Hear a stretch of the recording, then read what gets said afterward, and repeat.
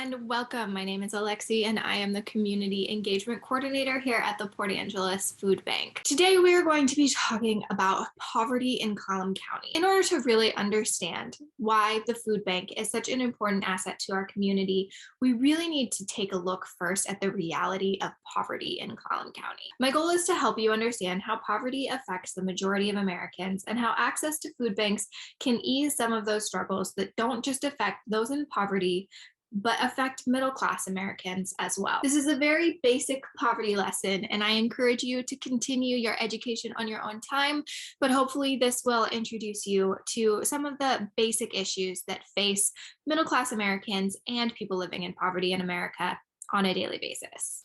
The reality of poverty in America is not well understood by those who live outside of it. What we will see in the coming slides is that poverty encompasses a larger group of people than those that live just below the poverty line. The poverty guidelines are outdated and set very low. The poverty guideline for a family of 4 is just above $26,000 a year. It's hard to imagine just one person being able to support themselves on that amount. This is the basic poverty cycle. This is what poverty looks like for many Americans who live below the poverty guidelines. This is what you expect when you think about poverty. A child raised in poverty fails to escape poverty because of the disadvantages that growing up in poverty has placed upon them. People can escape this cycle, but oftentimes they need an advocate to help them get there. One of the biggest misconceptions when it comes to poverty is pulling yourself up by the bootstraps. Children raised in poverty are at a severe disadvantage. Their parents pass down their own disadvantages as learned behavior, including poor health and nutrition habits, limited reading skills, lack of optimism, self-confidence, and ambition. Poor families move more often, which is shown to increase stress and feelings of insecurity for children. Adults who are raised in poverty exhibit significant difficulties with stress, memory, and emotional processing. Living in poverty means you don't have the luxury of safety in many instances. Your main goal is survival. When you have to focus on surviving at a young age, things like school, nutrition, sports, family support, and other positive childhood experiences are not a priority and are often not possible.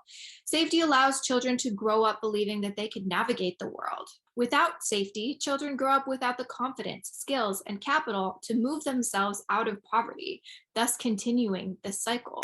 There are many forms of capital, but I want to focus on the main ones that have been shown to impact wealth. These are financial, human, social, and cultural. These forms of capital are missing when someone grows up in poverty and are often taken for granted by the people who have access to them. So your financial capital, that's pretty straightforward. It's what you own, it's what you have, it's your property, it's your net worth. Human capital are the interior resources of the individuals within the family. Things such as education, emotional resilience, physical health, and self-esteem. These things provide a base for children to grow up with and make their way in the world. Human capital, basically put, is the influence that your family has on you. A basic example of this would be, does your family care about fitness? Most likely you grew up with an understanding of the importance of a good fitness routine and thus you remain healthy. Social capital. It's not about what you know, it's who you know. Building relationships with the right people, having a network of people who can get you from point A to point B. When you're raised in poverty, you are less likely to have influential people around you. An example, do your parents have a financial advisor who you could contact to help you set up an IRA? Do you have parents who have explained to you the importance of having an IRA?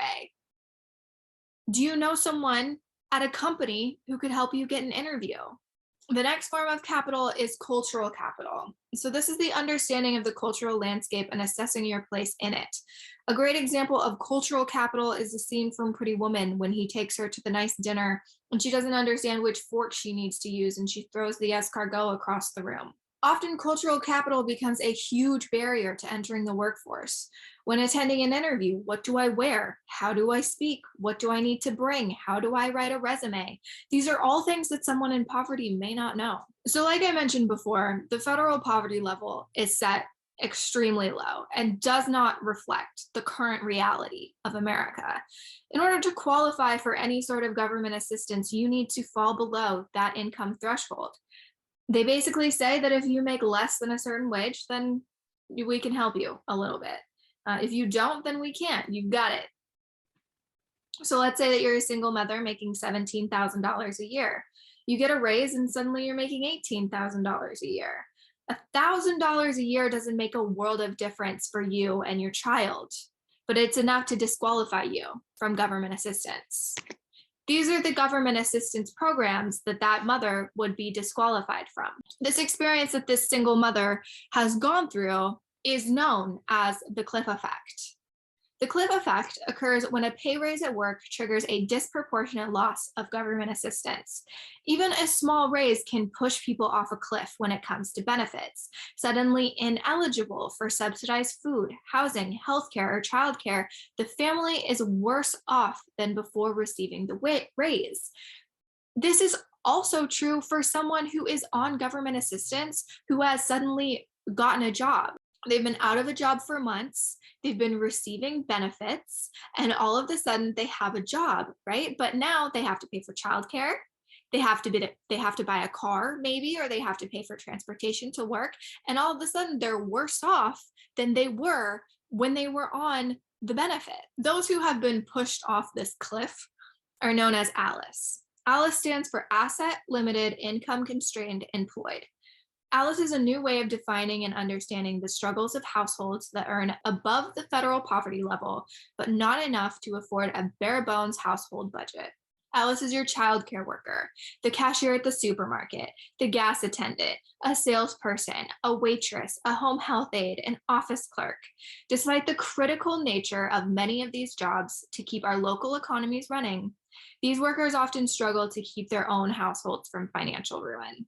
When funds run short, cash-strapped households are forced to make impossible choices, such as deciding between buying food or paying rent, filling a prescription, or fixing your car. There were 35 million ALICE households nationwide in 2018. That's 29% of America. Combined with households below the federal poverty level, that's a total of 51 million US households, or 42% of United States households struggling to make ends meet. ALICE families also face struggles that people living outside of poverty may not even realize exist. Our current system is designed to keep people in poverty in sneaky ways. Oftentimes, people remain in poverty simply because being poor is expensive. Some examples of this would be state-provided healthcare is often low coverage, meaning you'll pay more for medical care and medicine. You buy the cheapest quality products like shoes to have more money for food, but the shoes wear out quickly and need to be replaced sooner. That ultimately means that you'll pay more for shoes than most people. Homeowners in poor areas pay more for insurance than those in wealthier areas.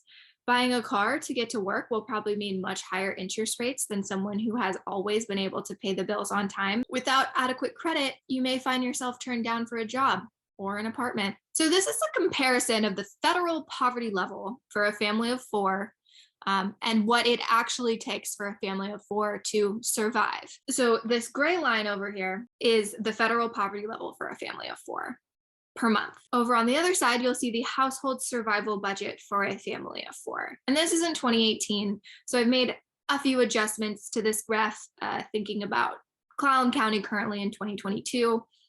So you can see healthcare at $581, that's a little low. So I adjusted it for the current average healthcare cost for a family of four. I've also adjusted the housing. A 2-bedroom in Clallam County, no less than $1,500 a month, and a 3-bedroom house, no less than $2,000, which is what you would really need if you were a family of four. You can see that the household survival budget for just one adult kind of pushes that $26,000 a year federal poverty level budget for a family of four. So looking at this, we can really see that the federal poverty level is very outdated and does not reflect the needs of the everyday average family of four in the United States. So looking at living wage in Washington state, what is a living wage? First of all, living wage is defined as the minimum income necessary for a worker to meet their basic needs defined as food, housing, and essential needs like clothing.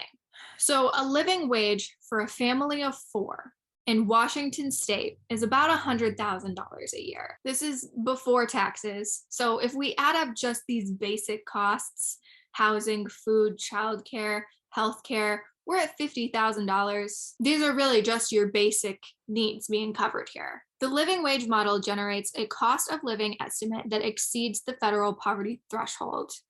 As calculated, the living wage estimate accounts for the basic needs of a family.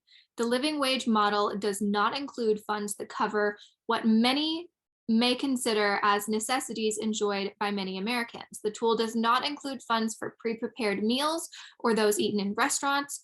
They do not add funds for entertainment, nor do they incorporate leisure time or unpaid vacations or holidays.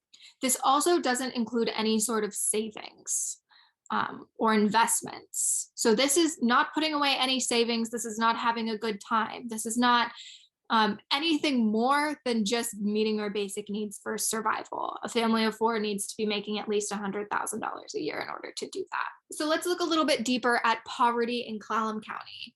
So 14.5% of people living in Clallam County are considered to be below the federal poverty guidelines.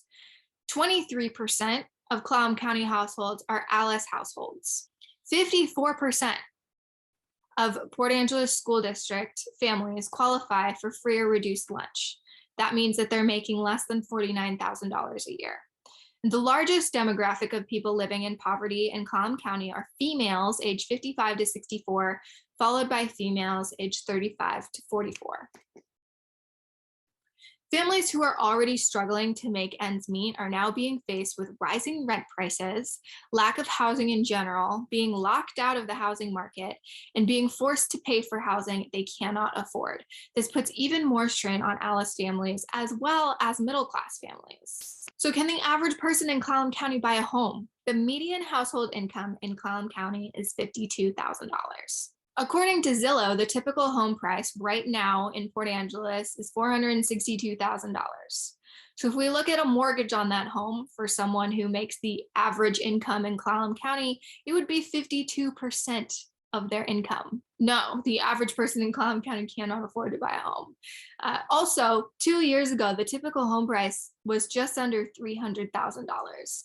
So living in Clallam County specifically has gotten really difficult in the last couple of years. There's also a severe housing shortage in Clallam County. As of June 2nd, there were 3 available rentals in both Sequim and Port Angeles combined, according to the 2 rental companies. The average cost of a 2-bedroom rental in Clallam County is $1,500. So if you're making $15 an hour, minimum wage, you're working 40 hours a week. Before taxes, you're bringing in $2,400 per month. 62% of your income would go towards housing, if that was your situation. While the Port Angeles Food Bank cannot solve the housing crisis in Clallam County, there are some things that we can do. We can offset the cost of food, so families don't have to choose between filling a prescription or buying food. We can lift the burden of where their next meal is coming from and can help them focus on more important things and use that money elsewhere. We can help with resource navigation.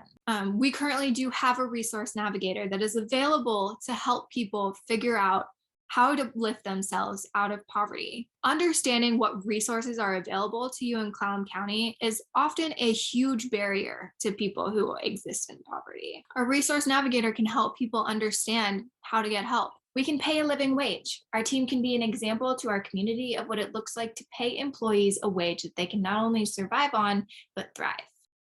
We can offer community support. When people don't feel alone, they tend to believe that they deserve better. Anyone can escape poverty, but those stuck in the cycle of poverty need an advocate to help them make their first steps. We can also lead the conversation. Speaking with community members like you and painting the real picture of poverty is a step towards helping everyone in our community thrive. I appreciate you taking the time to watch this presentation. If you have any further questions, you can always visit our website, give us a call, or send your questions to us directly. I appreciate your time and thank you for being here.